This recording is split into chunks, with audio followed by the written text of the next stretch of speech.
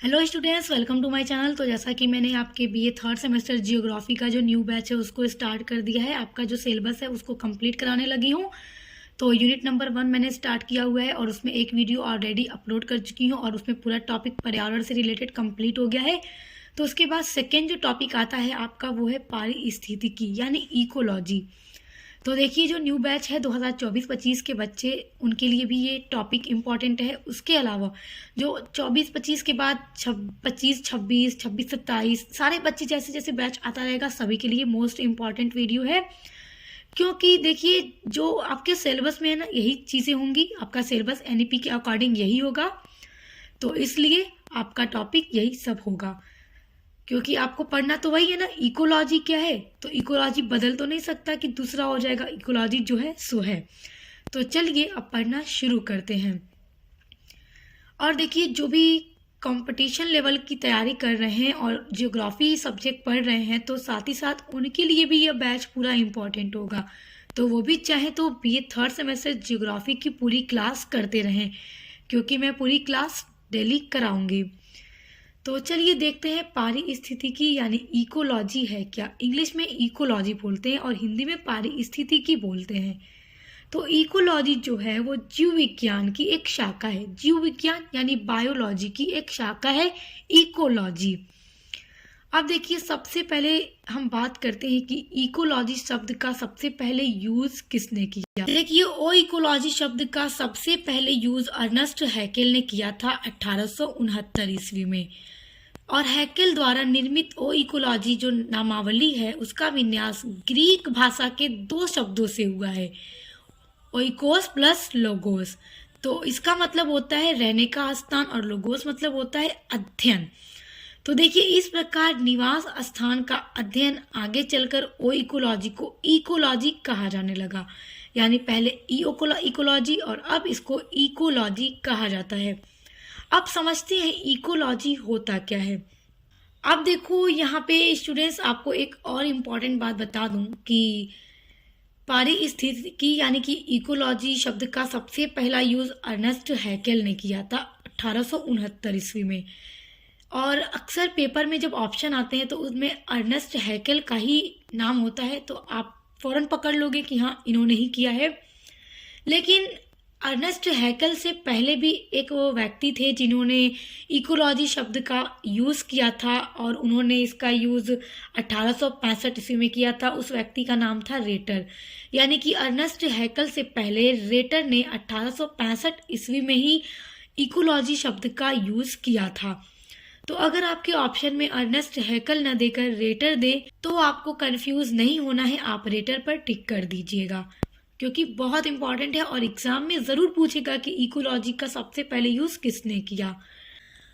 अब समझते हैं कि इकोलॉजी है क्या। देखिए, प्राकृतिक अवयवों में आपसी तालमेल की अनूठी व्यवस्था पाई जाती है। संपूर्ण जंतु जगत एवं वनस्पति जगत मिलकर कार्य करते हैं। प्रकृति में सभी जैविक और अजैविक तत्वों में परस्पर गहरा सामंजस्य पाया जाता है। इन्हीं के पारस्परिक तालमेल से पारिस्थितिकी या पारितंत्र की रचना होती है। पारिस्थितिकी को पारितंत्र भी कहा जाता है। अब इसको समझने का प्रयास कीजिए कि इकोलॉजी है क्या चीज। देखिए, इकोलॉजी का जो मूल अर्थ होगा वह यही होगा कि किसी जीव का अपने आसपास के वातावरण के साथ बनने वाला जो संबंध है वही इकोलॉजी कहलाता है।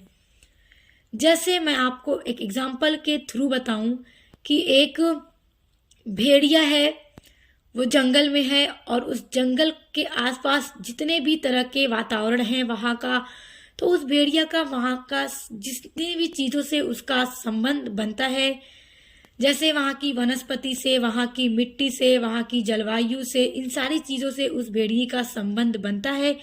तो ये क्या है, ये इकोलॉजी है। यानी किसी भी जीव का अपने आसपास के वातावरण से जो भी संबंध बनता है वो इकोलॉजी कहलाता है। और यदि देखिए हम व्यापक अर्थों में देखें तो अब जैसे कि समय के बदलने के साथ साथ परिस्थितियां भी बदल गई हैं और इकोलॉजी जो शब्द है, इकोलॉजी, इसका जो अर्थ है और बहुत व्यापक हो गया है। इकोलॉजी का आकार बहुत बढ़ गया है। तो अब इकोलॉजी में जंतु, वनस्पति, जलवायु, मिट्टी, इसके अलावा मानव और समाज भी शामिल होते हैं। जैसे मैंने आपको बताया था कि यदि भेड़िया का संबंध अपने आसपास के वातावरण से बनता है तो वो क्या है, वो इकोलॉजी है।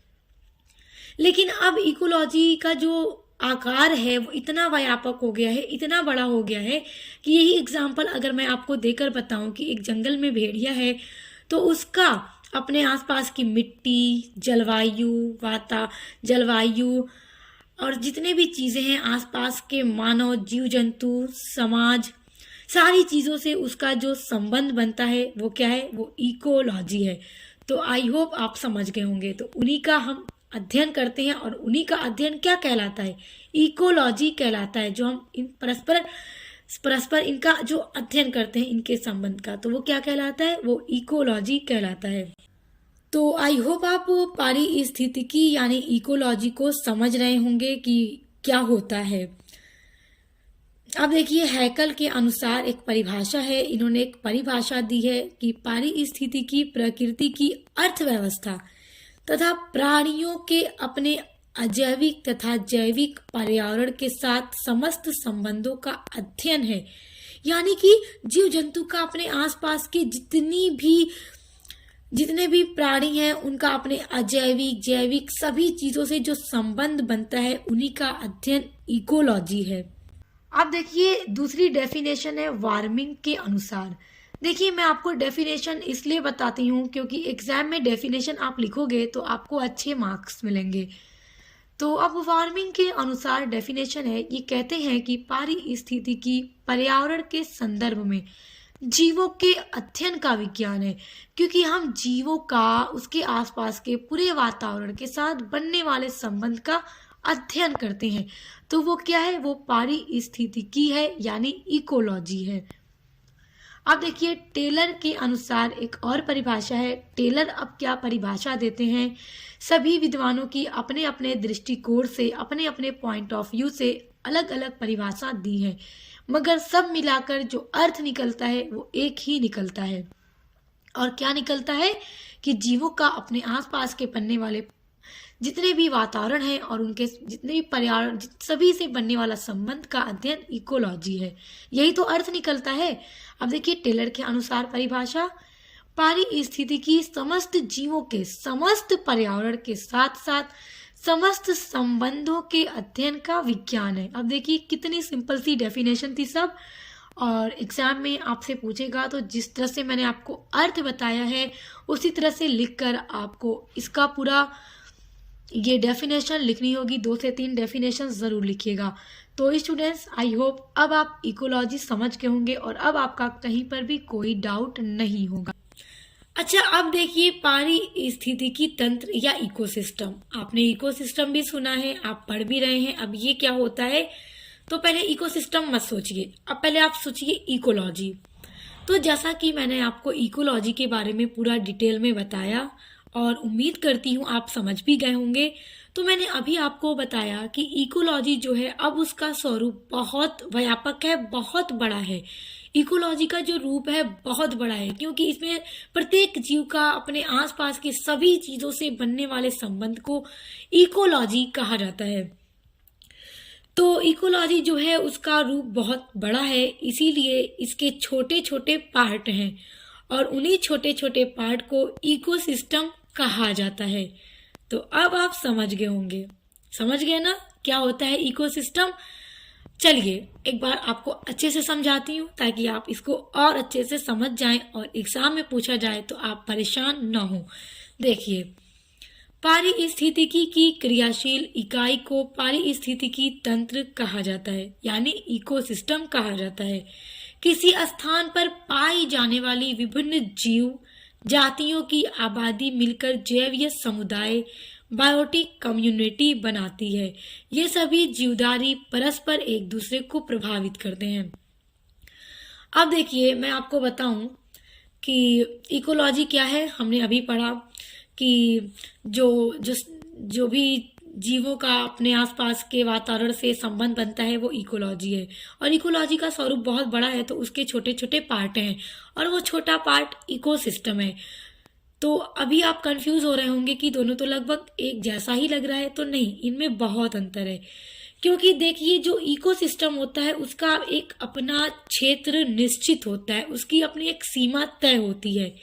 अब जैसे समझिए, उदाहरण के द्वारा समझिए कि अगर उदाहरण लें हम एक मरुस्थल का, तो मरुस्थल का कोई एक जीव है, प्राणी है जो मरुस्थल में निवास करता है, तो उसका जो भी मरुस्थल में जो भी वहाँ के वातावरण से उसका जो संबंध बन रहा है वो इकोसिस्टम है। तो इस तरह हम कह सकते हैं कि मरुस्थल में रहने वाले जीव का मरुस्थल में बनने वाले सभी मरुस्थल के वातावरण से बनने वाले जो भी उसके संबंध हैं वो इकोसिस्टम है। उसी तरह हम एक और दूसरा एग्जाम्पल लें कि जंगल में रहने वाले किसी जीव का जंगल के वातावरण से बनने वाला उस जीव के साथ जो भी संबंध है वो इकोसिस्टम है। यानी कि इकोसिस्टम का अपना एक क्षेत्र निश्चित होता है। जैसे अगर हम पानी की एक छोटी सी बूंद का भी उदाहरण लें, तो पानी की एक छोटी सी बूंद में भी सूक्ष्म जीव पाए जाते हैं, तो उसका अपना क्षेत्र निश्चित है कि वो उस छोटी सी बूंद में ही पाई जाती है। और बड़ा सा जो महासागर है, बड़ी सी जो समुद्र है, उसमें भी जीव पाए जाते हैं, तो उसका क्षेत्र कहाँ तक निश्चित है कि वो बड़े से महासागर के अंदर निवास करता है और उसका जो संबंध बनता है उसी में पूरा उसी के वातावरण से बनता है, तो वो उसके लिए उसका इकोसिस्टम है। तो यही देखिए, इकोसिस्टम में सभी जीवों के अपने अपने क्षेत्र निश्चित है, इसकी अपनी सीमा निश्चित है, तो अलग अलग संबंध बनता है इसमें अलग अलग जीव का अपने आसपास के वातावरण से। ओके। और इकोलॉजी में समस्त जीवों का अपने आसपास के सभी चीजों के साथ संबंध बनता है। जैसे कि दूर दूर तक पूरा संबंध बनता है इकोलॉजी में, एक जीव का सारी चीजों से संबंध बन जाता है। जबकि एक मरुस्थलीय जीव का सिर्फ मरुस्थल के वातावरण से जो संबंध बनता है वो इकोसिस्टम हो जाएगा। उम्मीद करती हूँ अब आपको कहीं कंफ्यूजन नहीं। अब देखिए, ये वातावरण से विभिन्न तत्वों तथा ऊर्जा का लेन देन करते हैं और प्रतिक्रियाएं करते हैं। जैवीय समुदाय के जीवों की संरचना जो है और कार्य एवं उनके वातावरण से पारस्परिक संबंध को क्या कहते हैं? पारितंत्र कहते हैं। अब देखिए, पृथ्वी एक बहुत इंपॉर्टेंट पॉइंट है। देखिए, पृथ्वी स्वयं में एक विशाल पारितंत्र है, यानी कि पृथ्वी एक अपने आप में पूरा एक इकोलॉजी है। ओके, याद रखिएगा। अच्छा देखिए, ओडम के शब्दों में ओडम की एक परिभाषा है इकोसिस्टम पर, क्या है देखिए, ये लिखते हैं कि पारिस्थितिकी तंत्र पारिस्थितिकी की वह आधारभूत इकाई है। अब देखिए, पारिस्थितिकी यानी इकोलॉजी की इकाई है क्या? इकोसिस्टम। जहाँ पे पारिस्थितिकी तंत्र लिख दे वो आपका हो जाएगा इकोसिस्टम और पारिस्थितिकी हो जाएगा आपका इकोलॉजी, जिसमें जैविक और अजैविक वातावरण एक दूसरे पर अपना क्या करते हैं? प्रभाव डालते हुए पारस्परिक अनुक्रिया से ऊर्जा और रासायनिक पदार्थों से निरंतर प्रवाह से तंत्र की कार्यात्मक गतिशीलता बनाए रहते हैं। तो ओडम के शब्दों में ये इकोसिस्टम पर एक डेफिनेशन है, आप इसको याद कर लीजिएगा, चाहे तो एग्जाम में पूछेगा तो लिख दीजिएगा, अच्छे मार्क्स मिलते हैं डेफिनेशन पर। अच्छा, आइए आगे बढ़ते हैं। अब पढ़ते हैं पारिस्थितिकी तंत्र के प्रकार, यानी कि टाइप्स ऑफ इकोसिस्टम। देखो, ये दो प्रकार का होता है। ओके, पहला है प्राकृतिक पारिस्थितिकी तंत्र, यानी कि नेचुरल इकोसिस्टम, और सेकंड होता है कृत्रिम पारिस्थितिकी तंत्र, यानी आर्टिफिशियल इकोसिस्टम। कृत्रिम से ही आपको समझ में आना चाहिए आर्टिफिशियल इकोसिस्टम। ओके, अब नेचुरल जो एकदम प्राकृतिक है, प्रकृति के द्वारा बनाया गया। तो चलिए, सबसे पहले हम इकोसिस्टम के टाइप में उसका पहला टाइप नेचुरल इकोसिस्टम यानी प्राकृतिक पारिस्थितिकी तंत्र के बारे में समझते हैं। देखिए, इस पारितंत्र का निर्माण, अब पारितंत्र आएगा तो कंफ्यूज मत होइएगा, पारिस्थितिकी को ही पारितंत्र कहा जाता है। तो इस पारितंत्र का निर्माण प्रकृति स्वयं करती है। ये प्रकृति में विद्यमान रहते हैं, जैसे मरुस्थलीय, जलीय, चारागाह, वन आदि। अब इसका निर्माण कौन करता है? प्रकृति ही करती है। ये नेचुरल है, ये प्रकृति के द्वारा बनाया गया है। कौन? मरुस्थल है, जलीय चारागाह, वन, ये सारी चीजें। और ये दो प्रकार का होता है, एक होता है स्थलीय पारितंत्र, दूसरा होता है जलीय पारितंत्र। अच्छा देखिए, स्थलीय पारितंत्र के अंतर्गत जो वन प्रदेश होते हैं जंगल वाले, वो घास के क्षेत्र तथा मरुस्थलीय क्षेत्र आते हैं। और जलीय पारितंत्र के अंतर्गत लवणीय, अलवणीय तथा जवारन मुख आदि के जीवों आते हैं। अब देखिए, इकोसिस्टम के दूसरे टाइप आर्टिफिशियल इकोसिस्टम को अब समझने की कोशिश करते हैं कि अब ये क्या है। ध्यान से सुनिएगा, समझे रहेंगे, सुने रहेंगे तो आसानी से याद होगा, रटेंगे तो याद नहीं हो पाएगा। तो समझिए क्या होता है कृत्रिम पारिस्थितिकी। देखिए, इस इकोसिस्टम का मतलब होता है जिसे मानव ने बनाया है, मानव निर्मित। मानव निर्मित जानते हैं ना, man made, by man made, यानी कि मनुष्यों के द्वारा बनाया गया जो इकोसिस्टम है वो आर्टिफिशियल इकोसिस्टम कहलाता है।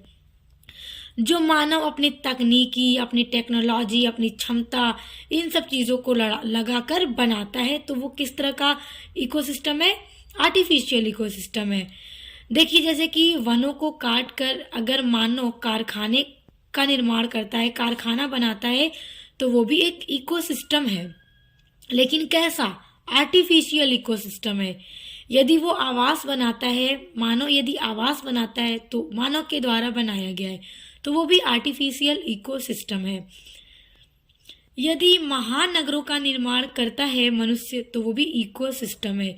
तो जो भी इस तरह की चीजों का निर्माण मानव स्वयं करता है अपने कौशल, अपनी तकनीकी के द्वारा, तो वो आर्टिफिशियल इकोसिस्टम कहलाता है।